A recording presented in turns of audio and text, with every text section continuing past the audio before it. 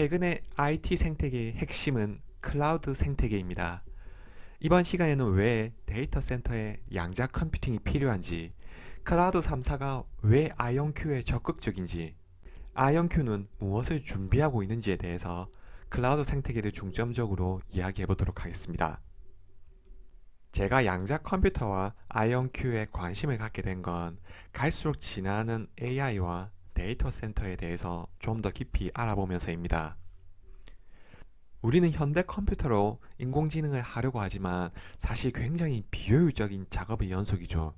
인간이 직관적으로 인지하는 사물을 컴퓨터가 인지하기 위해서는 수없이 많은 머신러닝 과정을 거쳐야 합니다. 사실 우리가 생각하는 방식과 컴퓨터가 생각하는 방식은 약간 다릅니다.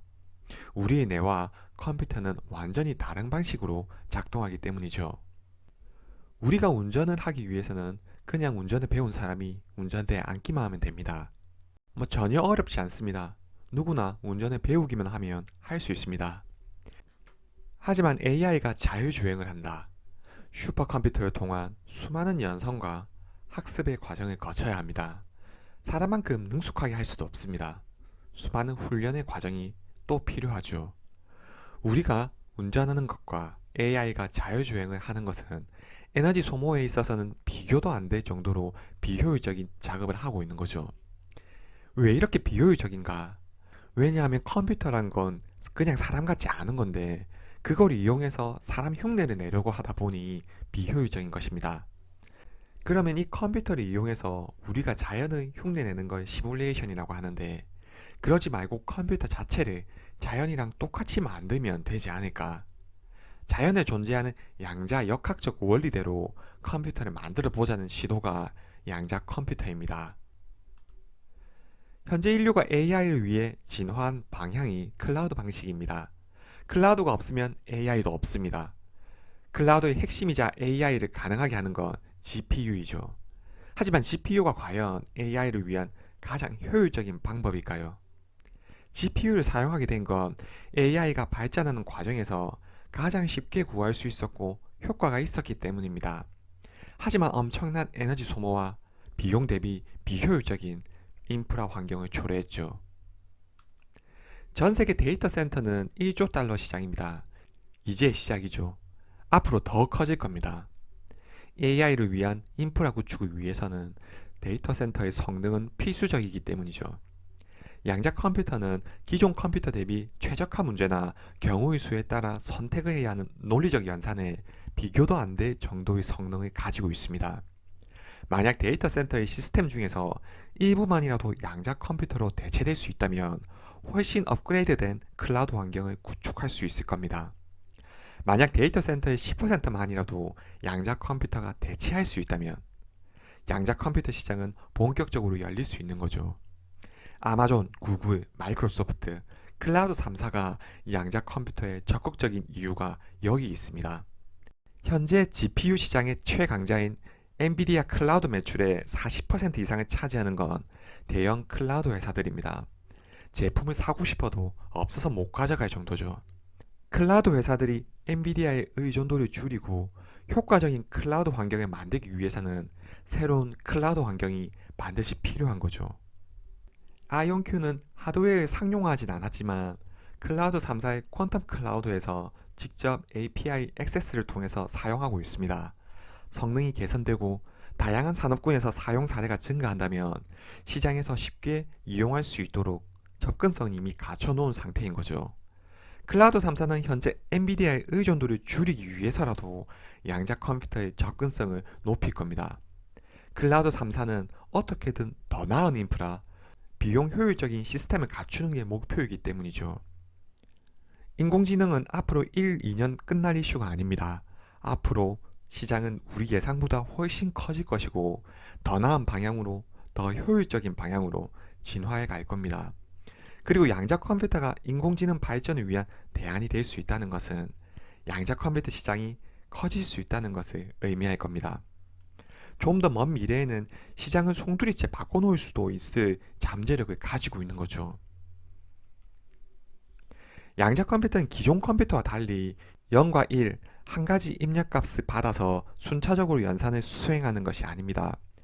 확률적으로 0과 1이 동시에 뛸 수 있는 중첩 현상을 가지게 된다고 했습니다. 0과 1이 동시에 뛸 수 있는 확률적인 값을 받아서 출력값도 정규 분포 방식으로 내놓습니다. 순차적으로 일을 처리하는 게 아니라 모든 가능성을 한 번의 입력값으로 받아서 한 번에 수행하는 병렬 형태를 띠게 되는 거죠. 그래서 변수가 많은 인공지능 같은 분야에서 양자 컴퓨팅이 탁월한 성능을 보일 수 있다는 전망이 나오고 있는 거죠. 앞으로 인공지능 시대가 우리에게 좀 더 가깝게 다가오게 된다면 양자 컴퓨팅은 점점 더 부각될 것입니다. 그럼 아이온큐의 입지는 어떻게 될까요? 회사에서는 2030년이 되면 유효 가능 시장이 65억 달러, 한화로 80조 원으로 전망하고 있습니다. 이는 현재 양자 컴퓨터에서 1인 아이온큐 점유율이 10%만 차지하더라도 매출액이 8조 원이 된다는 의미입니다. 현재 산업 내에서 퍼포먼스가 가장 뛰어나고 실질적인 컴퓨팅 납품과 동시에 매출이 일어나고 있는 기업은 아이온큐밖에 없습니다. 그리고 산업적으로 파트너십을 통해 양자 컴퓨터의 사업 영역을 계속 확장 중에 있죠. 아이온큐는 이온트랩 기반의 칩을 만들고 있습니다. 칩부터 데이터 센터 클라우드 시스템까지 풀스택으로 제공할 수 있는 능력을 갖추고 있는 거죠. 아이온큐에서 출시한 데이터 센터용 양자 컴퓨터 포르테는 우리가 일반적으로 쓰는 어플리케이션으로 양자 컴퓨터의 큐비트를 조작할 수 있습니다. 하드웨어와 소프트웨어 역량을 모두 갖추고 있는 거죠. 회사는 올해 1월 달에 시애틀의 새로운 제조 시설 설립을 발표했습니다. 지금까지 클라우드 시스템으로만 양자 컴퓨팅이 가능했기 때문에 일반적인 기업들이나 다른 산업군에는 납품하지 못했습니다. 매출처가 제한적이었죠. 하지만 이 제조시설 건설이 완료가 된다면 앞으로는 여러 산업군이나 기업들에게 양자 컴퓨팅을 하드웨어 제품으로 제공할 수 있을 것입니다. 이는 하드웨어가 상용화를 가져올 수 있다는 의미겠죠.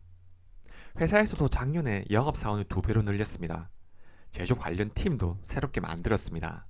내년부터 판매하는 것이 목표이고 올해 말부터 이 제조 공장은 가동이 될 것으로 예상이 됩니다. 하드웨어 상용화의 의미는 클라우드 관련 매출보다 하드웨어 매출이 더 커질 수 있다는 것을 의미할 겁니다. 회사의 매출이 더 빨리 늘어날 수 있는 구조로 재편된다는 거죠. 그리고 얼마 전 회사에서는 신제품을 발표했습니다. 아이온큐 포르테 엔터프라이즈와 아이온큐 템포 모델입니다.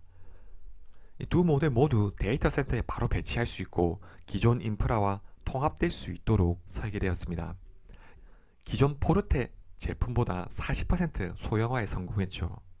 35AQ로 프로세스를 최적화했고 양자 머신러닝과 복잡한 연산 문제를 해결할 수 있도록 디자인되었다고 합니다. 이는 기존 포르테 29AQ보다 64배 강력한 성능이라고 합니다.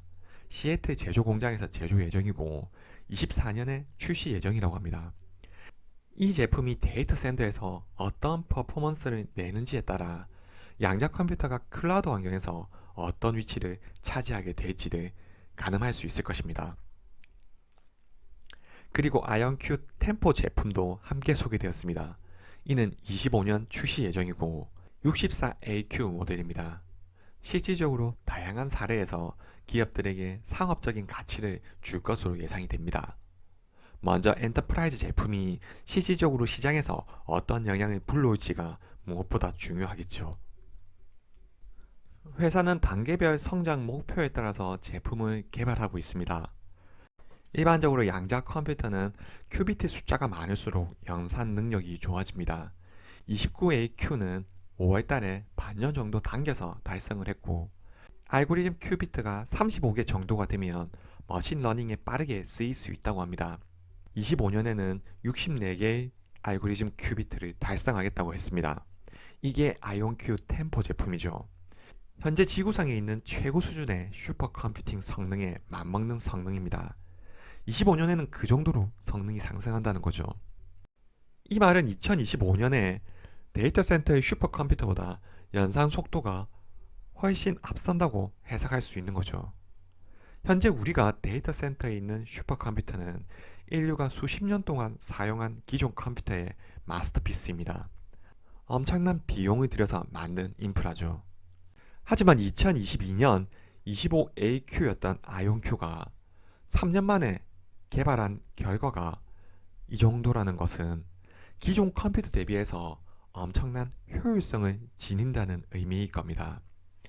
회사의 마스터 플랜으로는 27년에는 384AQ입니다.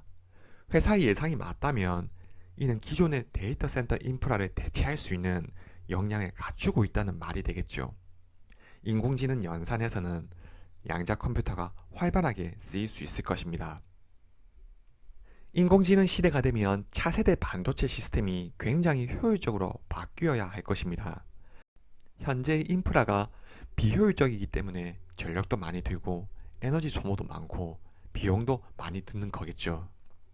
AI 시대에 고성능, 고효율 칩이 필요할 겁니다. 그리고 이를 가장 빠르게 해결할 수 있는 방법이 양자 컴퓨팅인 거죠. 과거에 우리는 계산을 위해서 주판을 사용했습니다. 그리고 계산기가 나왔고 그 다음부터 초기 컴퓨터가 나왔습니다. 이 초기 컴퓨터는 집체만 했습니다. 그러다가 집집마다 PC가 보급이 되고 현재 우리는 핸드폰을 사용하고 있습니다. 이 핸드폰은 우리 인류에게 가장 최적화된 소형화된 컴퓨터겠지요. 양자 컴퓨터도 이러한 방식으로 발전을 할 겁니다. 지금은 계산기 수준의 양자 컴퓨터는 가능하겠죠. 집체만한 양자 컴퓨터도 계속해서 만들어지고 있습니다. 그리고 집집마다 보급할 수 있는 PC를 만드는 과정에 있을 겁니다.